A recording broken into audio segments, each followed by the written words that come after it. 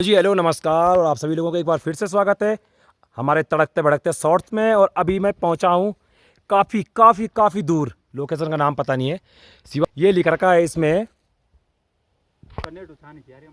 तो भाई तुम पढ़ो ना भाई, मैं क्यों पढ़ूं? मैंने तो जो पढ़ना था पढ़ लिया, क्योंकि पढ़ के कोई फ़ायदा नहीं है। पढ़ के फ़ायदा आप देखो, इसका देखो परिणाम देखो, पढ़ने के पश्चात भी स्थानीय लोगों ने, स्थानीय ही बोलूँगा मैं, जो भी आते जाते होंगे ये देखो। और ये और ये देखो छोटा मोटा, एक तो वहाँ पे प्राकृतिक का कंकाल है, उसके लिए तो मैं कुछ बोल नहीं सकता हूँ। इसको पढ़ के कोई फ़ायदा नहीं है। और ये है, और इधर साइड से लिख रखा है क्या क्या भाई, मंगू के लिए और पता नहीं क्या क्या। मैं इस पे बिलीव नहीं कर रहा हूँ, क्योंकि ये कहीं पे लिख रहे हैं 3 किलोमीटर, पर ऐसा है नहीं। हमको चलने में 4 घंटे लग रहे हैं। तो आप लोग बताओ कि आपको यह वीडियोस कैसी लगी, ज़रूर ज़रूर अपने ओपिनियन दें।